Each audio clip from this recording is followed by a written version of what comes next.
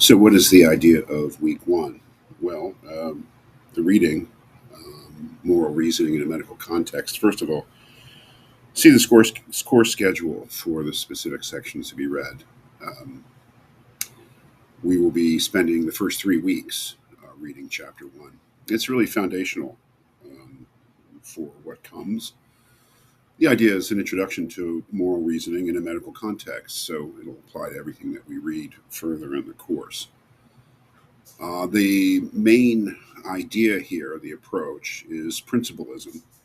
And principlism basically means that we reason from fundamental principles, moral principles, and the four of them: autonomy, respect for autonomy, non maleficence, beneficence, and what's the fourth one? Justice. It's important to become familiar with them. I've added just some pronunciation guides for those two words, non maleficence and beneficence. Those are not easily pronounced words, nor are they words that we use very often. But I find that when you're being introduced to a subject, that training yourself to actually talk about it and is an important part of sort of gaining facility with the subject. So being able to properly pronounce words that are unfamiliar is part of becoming more sophisticated. So it's not a requirement for the course that you be able to properly pronounce these words, non-maleficence and beneficence, but I personally think it's quite helpful.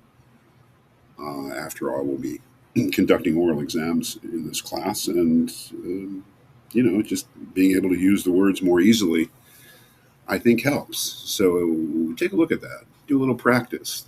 Not so hard. Non-maleficence and beneficence. As we get started this week, it's an introduction to the basics of moral reasoning in medical ethics and the idea of principlism, using principles as a way of coming to ethical conclusions or ethical decisions, or being guided by principles. And those four principles, it's important to understand what they're about.